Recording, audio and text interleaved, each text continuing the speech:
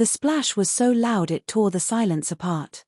A leather suitcase hit the water and disappeared beneath the surface like something alive trying to escape.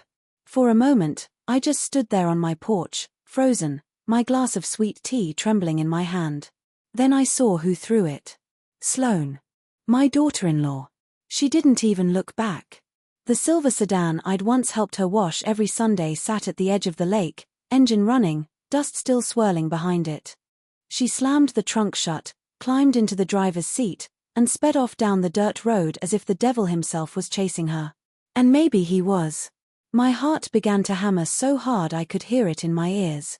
I set my glass down and stumbled off the porch. Sloane. I shouted, but the wind carried my voice away. She was already gone. For a few seconds I just stared at the lake. The suitcase bobbed once, twice, then began to sink. My brain refused to process what I'd seen. What kind of woman drives to a lake, throws a suitcase into it, and flees like a fugitive? Something was terribly wrong. I kicked off my slippers and ran. The ground was wet from the storm the night before, mud sucking at my feet as I stumbled down the hill toward the shore. My lungs burned. I hadn't run in years, not since before Marcus died. But I didn't stop.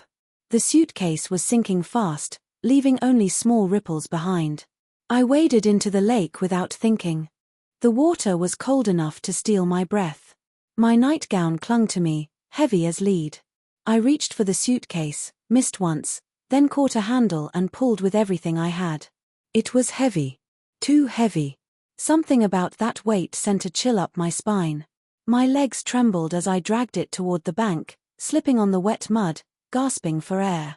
I was soaked, shaking, my arms screaming in pain. When the suitcase finally hit dry ground, I fell to my knees beside it. The leather was dark and slick, almost black. I recognized it instantly. My gift to her.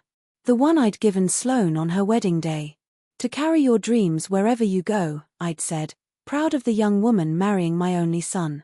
Now it felt like I'd handed her a weapon. I pressed my palms to the suitcase. It was vibrating, faintly, rhythmically. For a second I thought my mind was playing tricks. Then I heard it. A sound. Muffled. Weak.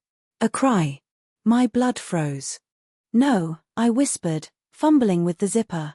My fingers slipped on the wet metal. Please, God, no. The zipper was jammed. I yanked harder, desperate. The sound came again, soft, pleading. Something was alive inside. When the zipper finally tore open, the world stopped. I didn't breathe. I didn't move. I just stared. Inside, wrapped in a soaked powder blue blanket, was a baby.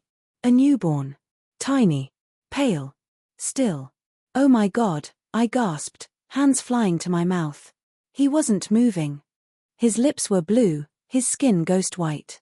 For one horrible moment, I thought he was already gone. Then I heard it, the faintest, weakest breath. I scooped him out, cradling his fragile body against my chest. He was so cold he didn't even cry. His little head fit perfectly in the palm of my hand. Hold on, sweetheart, I whispered, my tears mixing with the lake water. Please hold on. My legs felt like water as I stumbled back toward the house. I was slipping, sliding through the mud, clutching him so tight I was afraid I'd crush him. My heart was a drumbeat of panic. By the time I reached the porch, I was gasping. I kicked the door open and bolted inside. The house felt foreign, too bright, too big, too empty. I grabbed the kitchen phone with shaking fingers. 911, I breathed. The operator's calm voice barely cut through my panic. What's your emergency? There's a baby, I stammered. I found a baby in the lake. He's not breathing, he's cold. Please send help. Stay calm. What's your address? I shouted it, my voice cracking. Lay the baby on a flat surface, she said. I swept dishes and papers off the table with one motion. They crashed to the floor. Nothing mattered. I laid him down, his little chest barely moving. Is he breathing? She asked. I think so, I said, leaning so close I could feel the faint warmth of his breath against my cheek. Good. Get a clean towel, dry him off, keep him warm. I ran to the bathroom, grabbed every towel I could find, and raced back. My hands were trembling so bad I could barely hold them. I dried his tiny body, whispering nonsense, anything to keep myself from screaming. When he was wrapped tightly in clean towels, I lifted him again. He didn't cry. He just lay there, limp and silent, as if his little soul was hanging by a thread. The sirens came before I even realized I'd stopped breathing. Red and white lights flickered through the window. I ran to the door and waved frantically. 2 paramedics burst in, a grey-bearded man and a young woman with eyes like steel. She took the baby from me with swift, practiced hands. "Severe hypothermia," she said. "We need to move." I followed them to the ambulance, soaked and barefoot, my heart breaking open in my chest. Inside, the air smelled of antiseptic and fear. Machines beeped. The young woman worked quickly, placing an oxygen mask over his face. "He's got a pulse," she said, voice low. "Weak, but steady. Is he going to live?" I asked, gripping the seat to keep from collapsing. "We'll do everything we can." The ambulance lurched forward, siren wailing. The world outside blurred into streaks of light and rain. "How did you find him?" she asked. I saw someone throw the suitcase into the lake." Her eyes met mine in the rearview mirror. "Did you see who?" I hesitated. My throat tightened. How could I tell her the truth? That it was Sloane, my daughter-in-law, my son's widow, the woman I'd held as she cried at Marcus's funeral? "Yes," I said finally, my voice breaking. "I saw who." She didn't press me. But I could feel her eyes on me, curious, maybe suspicious. When we arrived at the hospital, everything happened fast. A team of doctors rushed the baby through double doors while a nurse guided me to a chair in the waiting area. The fluorescent lights buzzed overhead. The smell of disinfectant burned my throat. My hands wouldn't stop shaking. A nurse with kind eyes, Diane, her badge said, sat across from me. "Can you tell me what happened?" I told her everything. The car, the lake, the suitcase, the cry. Every word felt unreal, like a nightmare I couldn't wake up from. Diane listened, nodding, typing something on a tablet. When I finished, she reached across the table and took my hand. "You saved that baby's life," she said softly. But that wasn't how it felt. It felt like I'd stumbled into something much darker, something that was just beginning. Hours passed. The clock on the wall ticked louder with every second. My wet clothes clung to me. My head throbbed. I couldn't tell if I was shivering from the cold or the fear. Then a doctor appeared. Young, tired, serious. "He's stable," he said. "For now. The next 48 hours are critical." I let out a breath I hadn't realized I was holding. "Will he make it?" "I don't know," he said honestly. "But we're doing everything we can." When he walked away, I pressed my hands to my face. My whole body trembled. I wanted to believe it was over, that I'd done my part. But deep down, I knew this was only the beginning. Because the moment I'd unzipped that suitcase, I hadn't just opened a bag. I'd opened a door. And whatever was waiting on the other side wasn't finished with me yet. The waiting room clock ticked loud enough to drive me insane. Every second stretched like an eternity. Every sound, footsteps, a door closing, someone coughing, made me jump. It was past midnight when the police arrived. 2 of them. A woman in her 40s with sharp eyes and a neat bun, and a younger man carrying a notepad. The woman introduced herself as Detective Sergeant Ava Johnson, Fulton County Sheriff's Department. Her tone was polite, but her eyes were already searching for holes in my story. She took a seat across from me, legs crossed, posture straight as steel. "Mrs. Whitlock, can you tell me again what happened today? In your own words." I'd already told the nurses, the doctor, the 911 operator. But I told it again.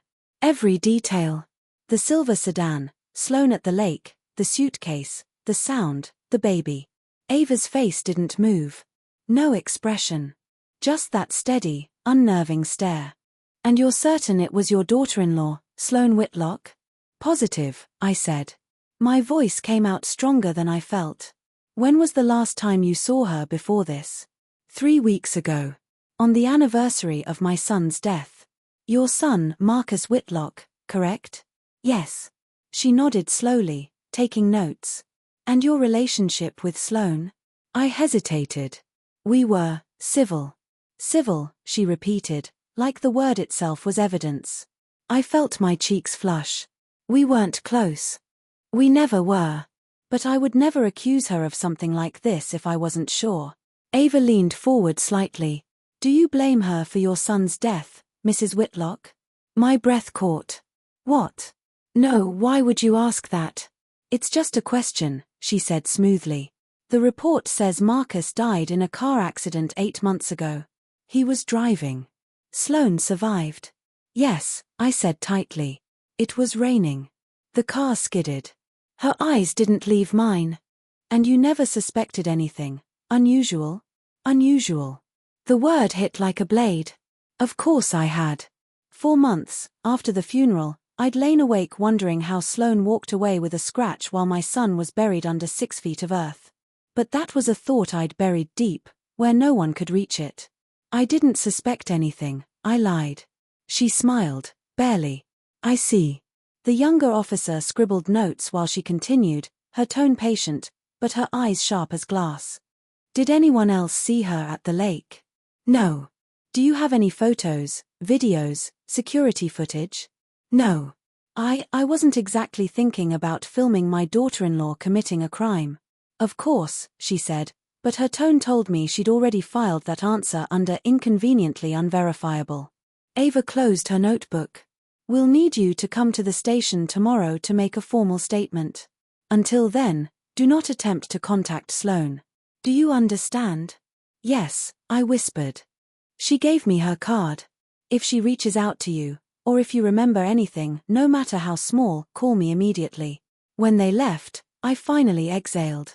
My chest felt tight, my throat raw. I wasn't sure what scared me more, Sloane, or the fact that the police already thought I was crazy. Diane appeared soon after with a blanket and a paper cup of tea. Drink this, she said softly. The tea was scalding, but I didn't care. The heat was the only thing keeping me from shaking apart. You should go home, honey, she said. Get dry clothes. Rest a little. I shook my head. I can't leave him. The baby's stable for now. The nurses will take care of him. I know, but... She put a hand on my shoulder. You saved his life. Don't let guilt eat you alive for what happens next. I wanted to believe her. But guilt wasn't what I felt.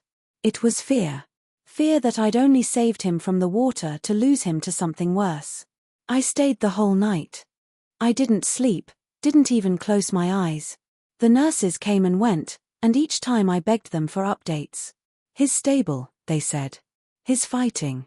At dawn, the sky outside turned pale grey. The hospital smelled of coffee and disinfectant. Diane brought me breakfast I couldn't eat. Then, around 9, Detective Ava returned. Alone this time. She didn't smile. Morning, Mrs. Whitlock, she said, pulling up a chair. We've been looking into your statement. I nodded, throat dry. There's a problem, she said, flipping open a folder. This photo was taken at 5:20 p.m. yesterday. She slid a photo across the table. It showed Sloane's silver sedan parked at a supermarket 30 miles away. My mouth went dry. That's impossible, I whispered. The timestamp checks out, Ava said calmly. Security footage. She was seen entering the store, buying groceries, leaving 10 minutes later. That was after you claim she threw the suitcase into the lake. I shook my head. No. No, that can't be right. I saw her. I know what I saw. Her eyes softened, not with belief, but pity. Grief can do strange things, Ellie. Sometimes our minds. Don't you dare, I snapped, my voice cracking. Don't you dare say I imagined it. I'm not crazy. I saw her. I heard the splash. I pulled that baby out with my own hand. For a long moment, she said nothing. Then she leaned forward. Then where is Sloane, Mrs. Whitlock? Because her car was abandoned this morning. Empty. No sign of her. My blood turned to ice. Abandoned. She's running, I whispered. She knows you're coming for her. Maybe, Ava said. Or maybe she's in trouble herself. Maybe someone wants us to think she's guilty. Her words twisted inside me like knives. You think I'm lying? I think, she said carefully, that there's more to this than what you've told us. She stood up, sliding the photo back into the folder. We'll find the truth, Mrs. Whitlock. One way or another. Then she walked out, leaving me sitting there, shaking, staring at the door long after it closed. By noon, my nerves were shredded. Reverend Thomas from church came to see me. Someone must have called him. He sat beside me in silence, his hand resting over mine. You look exhausted, he said softly. I feel like I'm losing my mind, Reverend, I whispered. They think I made it up. He nodded slowly. You know the truth. That's what matters. But the truth was starting to feel slippery. I hadn't slept in almost 2 days. Every time I closed my eyes, I saw that suitcase sinking. I heard the baby's faint cry.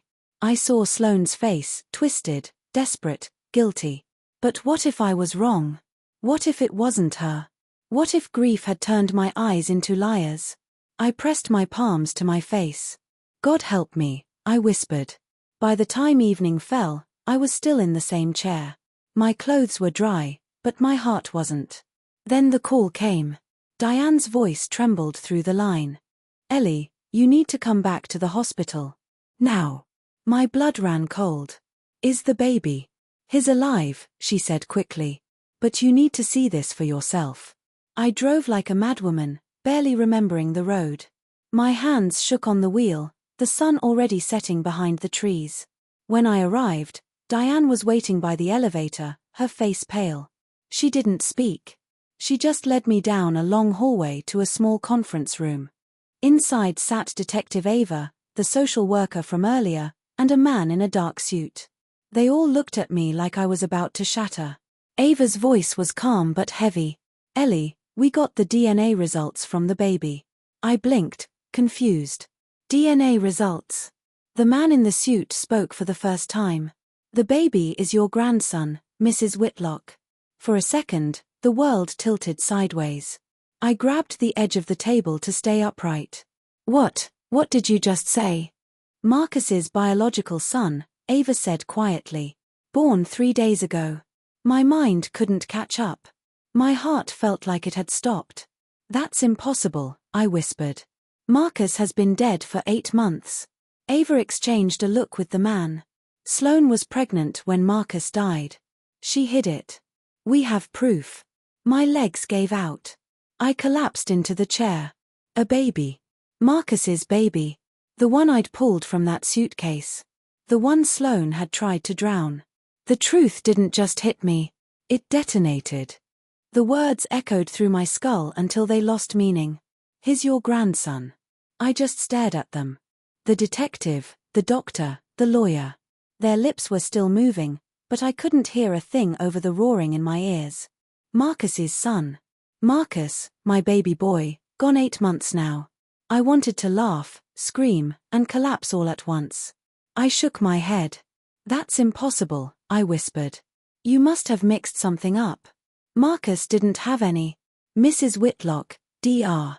Sodto said, his voice calm and factual, like he was reading a weather report. We double-checked. The baby shares 25% of his DNA with you. That means one of his parents was your child. It's conclusive. My throat closed up. My hands went numb. Sloane had been pregnant. All that time. Through the funeral, the wake, the crying and the sympathy cards, the hollow hugs. She'd stood there, one hand on her flat stomach, tears streaming down her perfect face, and she'd known. She'd been carrying Marcus's child. And she'd said nothing. Why? The question burned like acid in my chest. I barely noticed Ava speaking again. We believe Sloane concealed the pregnancy. Probably to keep control of the life insurance and your son's estate. According to the new will your son signed before his death, his assets go to any biological child, not to his spouse. My mouth went dry. She killed him for the money. Ava's face hardened, but she didn't argue. We're looking into that possibility. She killed my son, I said again, louder this time. And she tried to kill his baby too.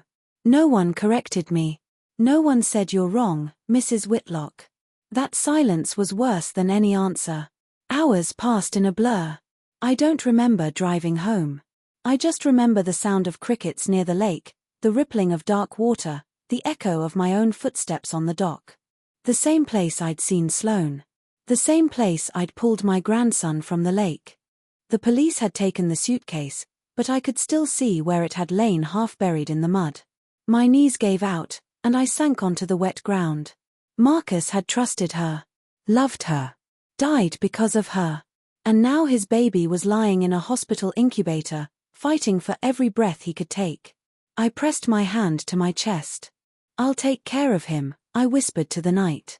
I'll protect him, Marcus. I swear it. The lake was silent, but I could almost hear my son's voice in the rustling of the trees. Keep him safe, Mom. The next morning, I was back at the hospital before sunrise. Diane met me at the door. His stable, she said with a tired smile. You can see him now. She helped me put on the gown and gloves, led me to the NICU. And there he was, my grandson. Tiny, fragile, wrapped in tubes and wires, his chest rising and falling in soft, rhythmic breaths. He looked just like Marcus. Same dark hair, same little crease above his nose. He needs a name, Diane said quietly. 4 hospital records. I remembered something Marcus once said at Christmas, years ago, when Sloane was still pretending to love him. If I ever have a son, he'd said, smiling at me over a mug of cocoa, I'll name him Elijah. After Grandpa. Elijah, I whispered. His name is Elijah. It felt right. Holy, almost. Welcome to the world, Elijah Whitlock, Diane said softly. I reached through the incubator hole and touched his tiny hand. His fingers curled around mine, so small, yet so strong. And right then, I made a promise. No matter what it took, no judge, no cop, no bureaucrat, no ghost of Sloane was going to take him from me. He was my blood. My family. My redemption. The days that followed blurred together. I didn't eat. I didn't sleep. I just stayed at the hospital, living between the quiet beeps of Elijah's monitors and the coffee machine down the hall. Social workers came. Lawyers came. Questions came. Do you have a stable income, Mrs. Whitlock? Yes. Any health issues? No. Any history of mental illness, depression, medication use? I hesitated. After Marcus died, I took antidepressants. For 3 months. They wrote that down. Everything I said felt like ammunition that could be used against me. On the 3rd day, a young woman named Marcy from Child Protective Services showed up. She smiled with her lips but not her eyes. The baby will need a temporary home once he's discharged, she said. I'll take him, I said immediately. Marcy blinked. Mrs. Whitlock, you're 63 years old. And I'm his grandmother. That may be true, she said gently, but there's a process. Background checks. Psychological evaluations. Training. And you're involved in an active investigation. My fists clenched. I didn't do anything wrong. I saved his life. I know. But the system has to be fair. Fair? I snapped. You want to talk about fair? My son was murdered, his baby was thrown into a lake, and I'm the one you're questioning about being fit. Her face softened. I understand you're upset, but it's not up to me. It's the law. When she left, I broke down in the hallway. Diane found me there, crying into my hands like a child. You'll get him, she whispered. You'll see. You're stronger than you think. But strength had nothing to do with it. The system didn't care about strong. It cared about paperwork. That night, I called Reverend Thomas. He came over, sat at my kitchen table, hands folded, eyes kind. I need 3 personal references, I told him. Non-family. The state needs to know I'm not crazy. You're not crazy, Ellie, he said. You're grieving. That's different. I'm both, I said bitterly. But that baby needs me more than I need sanity. He nodded. Then we'll fight for him. On the 5th day, Ava returned with updates. She dropped a folder on the table between us. We found Sloane's aunt. She hasn't seen Sloan in 2 years. Claims they fought over money. Apparently, Sloan owed her $3,000. Money again, I muttered. Ava nodded. We also found Marcus's insurance records. $200,000 deposited into Sloan's account 4 months ago. Then, 2 weeks later, she transferred all of it to an offshore account in the Cayman Islands. I stared at her. You're saying she planned all this? Yes, Ava said flatly. And we think we know why. She opened the folder again. 2 weeks before your son died, he changed his will. Everything he owned, his savings, his life insurance, the house, would go to his future children. Not his wife. The words hit me like a thunderclap. Marcus had known. Somehow, he'd known Sloan couldn't be trusted. He'd tried to protect his child, and that's why she killed him. And when she found out about the will, she tried to kill the baby too. I couldn't breathe. She murdered them both, I whispered. Ava looked me in the eyes. She tried to. But you stopped her. Her words should have comforted me. They didn't. Because deep down, I knew this wasn't over. Sloan wasn't dead. And women like her don't vanish, they wait. And somewhere out there, she was watching me. Watching us. It started with the phone calls. Always at night. Always silent. The first one came 2 days after Detective Ava left. I was in the kitchen making tea when the phone rang. I thought it might be the hospital, so I ran to answer. Hello. Nothing. Just breathing. Hello. Who is this? A soft click. Then the dial tone. I stood there, frozen, staring at the receiver in my hand. I tried to tell myself it was a wrong number. But the second call came the next night. And the night after that. No one ever spoke. Just breathing. And I knew that sound. It was her. Sloan. By then, I'd already started preparing the nursery. A social worker hadn't approved my custody yet, but I didn't care. I needed to do something. Something that made me feel like Elijah was coming home to a safe place. I painted the walls pale blue, bought a white crib online, folded tiny blankets in a neat stack. Every detail mattered. Every corner had to be perfect. Because this house had seen too much death already. One morning, I was fixing the curtains when I saw it, a shape at the edge of the woods behind my property. A figure. Still. Watching. For a second I thought it was a tree. Then it moved. Slowly. My breath caught in my throat. I stepped closer to the window, squinting through the glass. It was a woman, I could tell by the hair, dark and tangled, blowing in the wind. She was wearing something pale. A coat, maybe. And then, just as suddenly, she was gone. I rushed outside, my slippers slapping against the porch steps. Hey! I shouted. Who's there? Nothing. Only the rustle of leaves and the hum of cicadas. The woods were empty. But when I turned back toward the house, my heart stopped. There was something on the porch. A single white envelope. Inside was a photo. It was me, standing by Elijah's incubator, smiling down at him through the glass. I felt sick. That picture had been taken inside the hospital. How? My hands were shaking so badly I almost dropped it. I ran inside, locked every door, pulled the curtains shut. Then I called Ava. She answered on the third ring. Detective Johnson. It's Ellie. Someone's been calling me, watching my house, taking photos of me and the baby. Slow down, she said calmly. What do you mean someone's watching your house? I saw her. I swear I saw her. You mean Sloan? Yes. There was silence on the line. Mrs. Whitlock, she said finally, I told you Sloane's car was found near the state border. But there's no sign of her. No body, no credit card activity, no phone signal. We've issued a bolo, but until she turns up. She's here, I interrupted, my voice breaking. I know it. She's here, detective. She's not done. Ava sighed. Okay. I'll send a patrol by tonight. Just in case. Just in case. I nearly screamed. You think I'm making this up? I think you're under a lot of stress. Let the officers take a look, all right? And then she hung up. That night, I barely slept. I kept the lights on, The baseball bat by the bed. Every creak in the floor, every brush of wind made my heart jump. At 2:14 a.m., the phone rang again. I didn't answer. I couldn't.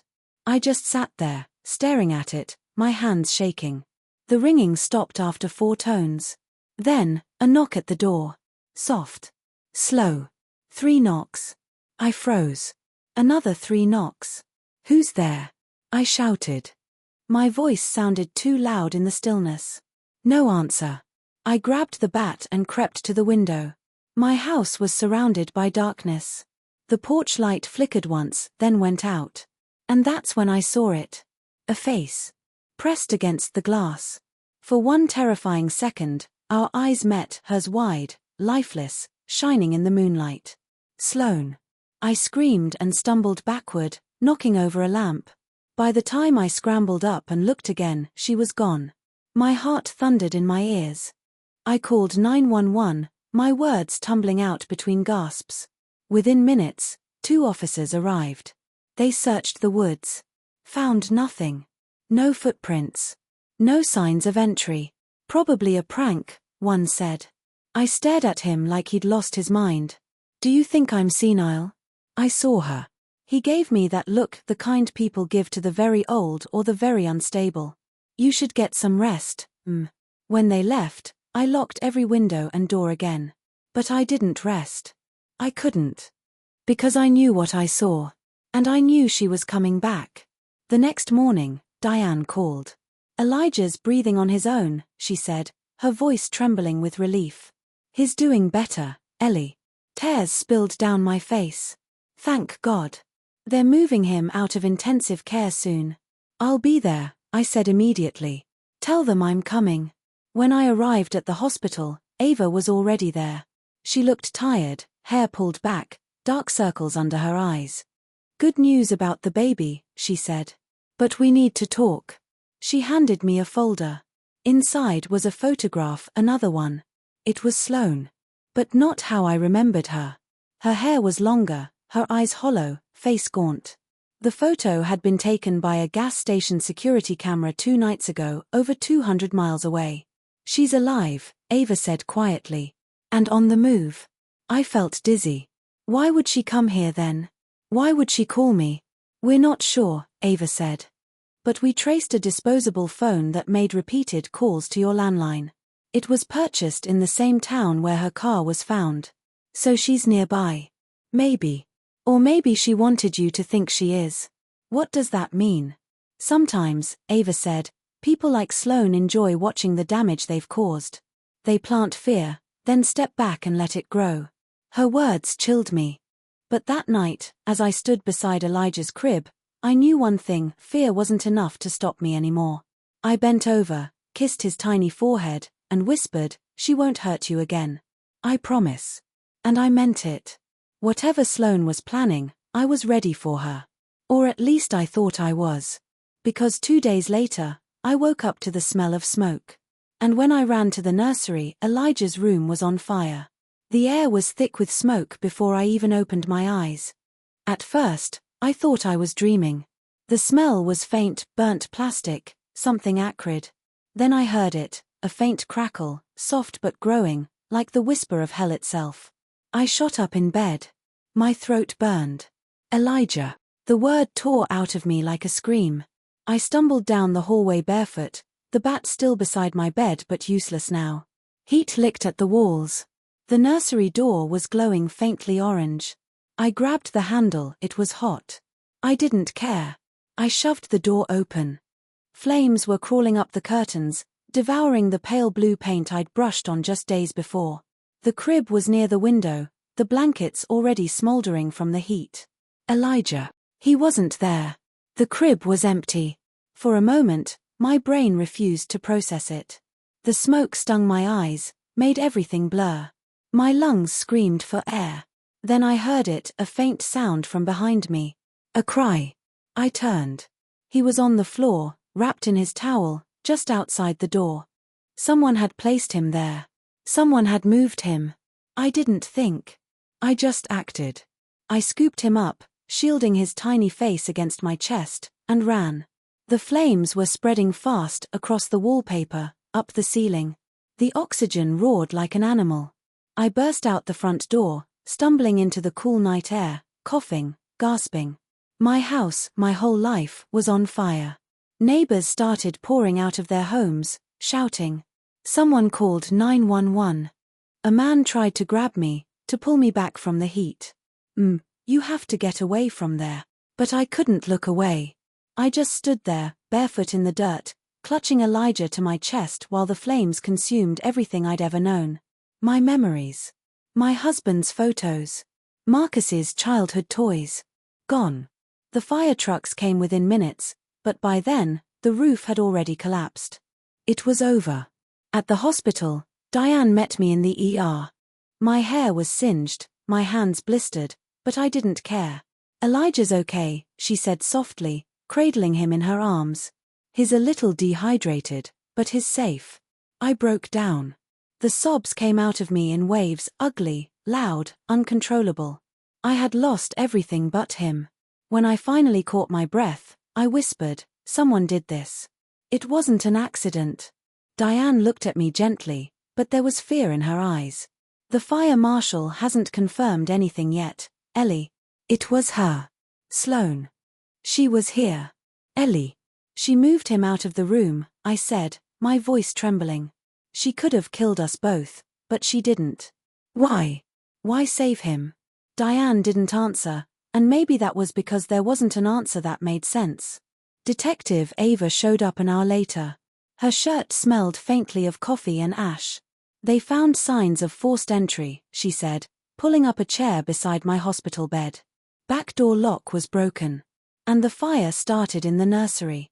I nodded. I already knew. She was there, Ava continued. But she left something behind. My stomach clenched. What? Ava slid a small evidence bag onto the table. Inside was a necklace, a delicate silver chain with a small pendant. A locket.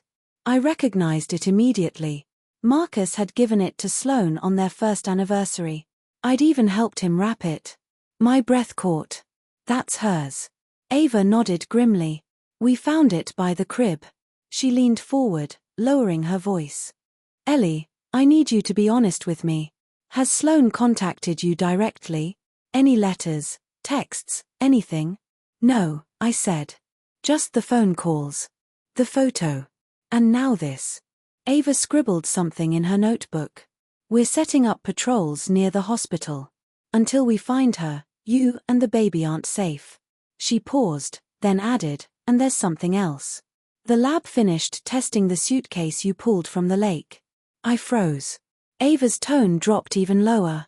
"They found fingerprints. 2 sets. One was yours.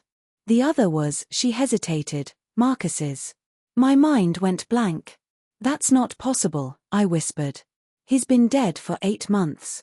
"I know," she said. "But they're his prints, no doubt. We verified against old records." "How?" I asked, my voice shaking. "How could his fingerprints be on that suitcase?" Ava's eyes were sharp but uncertain. "That's what we're trying to figure out. It's possible the suitcase belonged to him originally. Or, someone planted it." "Someone," I repeated, my voice hollow. But in my chest, a darker thought was growing, something I couldn't shake. What if Sloane hadn't just killed Marcus? What if she'd framed him? 3 days later, I was moved into a safe house. The hospital arranged it through social services, just a small cabin near the edge of town, guarded by a rotating patrol car. Elijah was still in the neonatal unit, but stronger every day. The nurses said he'd soon be released. The quiet should have been comforting, but it wasn't. Every sound made my skin crawl. Every creak felt like footsteps. I barely slept. On the 3rd night, there was a knock at the door. 3 slow knocks. My heart stopped. I froze, listening. "Mrs. Whitlock," a voice called. "It's Detective Johnson." Relief flooded through me. I opened the door, too quickly. Ava stood there, holding a folder and a paper cup of coffee. She looked exhausted. "I didn't mean to scare you," she said softly. "Mind if I come in?" I nodded and stepped aside. She sat on the couch, rubbing her temples. We found something new. My stomach clenched. What? Security footage from a storage unit near Lake Juniper. Rented under Sloane's name. I leaned forward. What's inside? Ava opened the folder and slid a photo toward me. It was a metal shelf stacked with boxes, baby formula, diapers, medical supplies. And in the center, on a small wooden table, a framed picture of Marcus. Taken long after he'd supposedly died. I stared, unable to breathe. That's not possible. Ava looked at me carefully. The timestamp on the photo says 6 months ago. 6 months. 2 months after his death. I shook my head violently. No, that can't be. He's gone. I buried him. I saw. Ava reached across the table, her hand light on my arm. Ellie, we're reopening your son's case. Because I don't think Sloane acted alone. And maybe, just maybe, Marcus's story isn't what we thought it was. Her words sliced through me like glass. Not what we thought. For 8 months, I'd been grieving my son. Now she was telling me he might have still been alive when I buried him. That night, I sat in the dark, the flames of the fire still flickering in my memory. The house was quiet, except for the soft hum of the heater. And then, somewhere outside, the crunch of footsteps. Slow. Careful. I held my breath. Then a whisper, so soft I almost thought it was the wind. Ellie. It was a man's voice. A voice I hadn't heard in 8 months. A voice I could never forget. Marcus. For a moment, I thought my mind had finally cracked. I stood in the middle of that dark cabin, frozen, my heart hammering so hard I could barely breathe. The voice was outside, deep, low, familiar. Marcus. No. It couldn't be. He was dead. I had seen the coffin. I had touched the cold wood with my own trembling hands. But then it came again, closer this time. Mom! The word shattered something inside me. I dropped the lamp I was holding. It hit the floor with a dull thud. My knees gave out, and I crawled toward the door. My hand hovered over the knob. Marcus! I whispered. The door creaked open on its own. And there he was. Standing in the dim porch light, older, thinner, his hair longer and face pale as a ghost. But it was him. My son. Alive. For a second, all I could do was stare. My brain refused to connect what my eyes saw. Then I lunged forward, my hands clutching his face, his shoulders, his chest. Solid. Warm. Breathing. Marcus. Oh, my God. You're alive. You're alive. He caught me before I fell, wrapping his arms around me as I broke down against him. I sobbed into his shirt like I had 8 months of tears trapped inside. I thought you were dead, I choked. I buried you. How is this possible? He held me tighter. I had to disappear, Mom. I didn't have a choice. I pulled back, searching his face for meaning. What are you talking about? Sloane, she said you died in the crash. He nodded slowly. She planned it. The accident, the sabotage, all of it. She wanted the insurance money. I found out, and when I confronted her, she tried to kill me. The room began to tilt. Oh, Marcus. I survived, he said quietly. Barely. A friend helped me disappear. I knew if I went to the police, Sloane would come after you next. I thought if she believed I was dead, she'd leave you alone. My mind spun like a carousel of nightmares. And the baby? I asked, voice trembling. He hesitated. The baby, I repeated. Elijah. Your son. His eyes softened. I didn't even know she was pregnant until I saw her, 2 weeks ago. My breath caught. 2 weeks. Marcus, she tried to kill him. She threw him in the lake. I saw it. I know, he said quietly. She told me what she planned. The room fell silent. Then why didn't you stop her? His jaw tightened. I tried.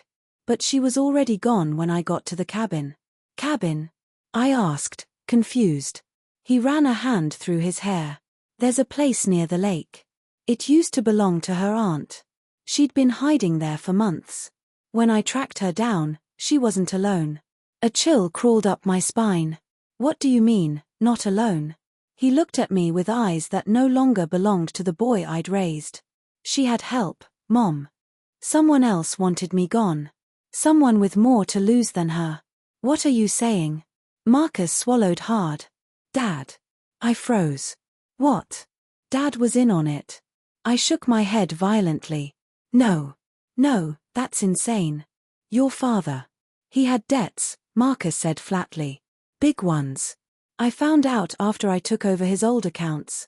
He and Sloane planned the whole thing, their accident, the payout, everything. The money was supposed to go to her, then to him.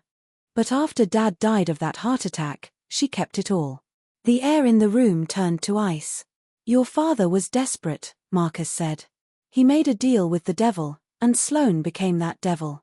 I backed away from him, the floorboards groaning beneath my feet. My husband. My son. My daughter-in-law. All tangled in lies, greed, betrayal.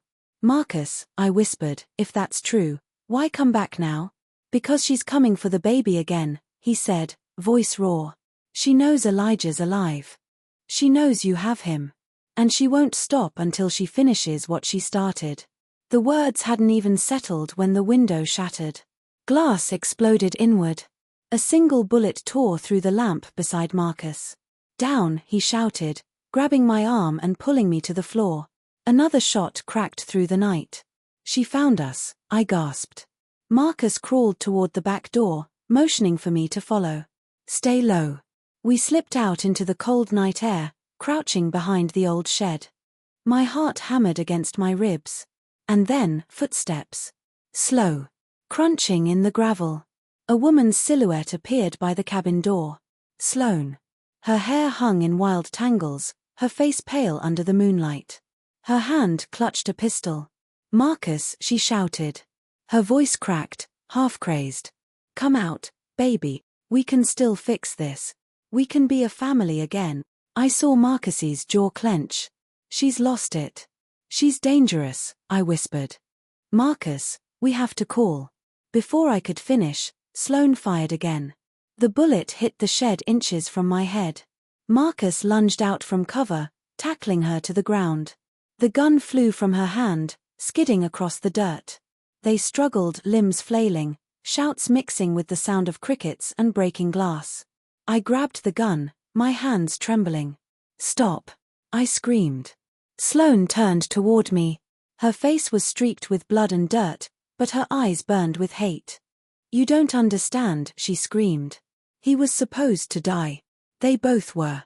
He lied to me, Ellie. He lied to everyone. Marcus pinned her arms, but she kicked free, clawing at his face. He deserved it, she shrieked. He took everything from me. Enough. I cried. My finger was on the trigger before I even realized it. The shot echoed through the woods. Sloane went still. For a moment, none of us moved. The world seemed to hold its breath. Then Marcus turned to me, eyes wide, horrified. Mom, what did you? She was going to kill you, I said. My voice was shaking, my hands numb. She was going to take the baby. He took the gun gently from my hands, laid it on the ground, then pulled me into his arms. It's over, he whispered. It's finally over. But even as he said it, I wasn't sure I believed him. Because the lake, that cursed, silent lake, was only a few yards away. And sometimes, when the wind shifted, I swore I could still hear the suitcase splash. It's been 6 months now. The case was ruled self-defense. Sloane was buried quietly, no family to claim her. Marcus and Elijah live with me again, though some nights, when the baby cries, Marcus disappears to the porch and doesn't come back for hours. I don't ask where he goes. Maybe to remember. Maybe to forget. Sometimes I wake before dawn and walk to the edge of Lake Juniper. The surface is still, black as ink. They say water keeps secrets. That it never really gives back what it takes. But I know better. Because the lake took everything from me once, my peace, my son, my faith. And then it gave me back the truth. And truth, I've learned, is never clean. It's cold. It's heavy. It drags you under. But it's the only thing that can set you free.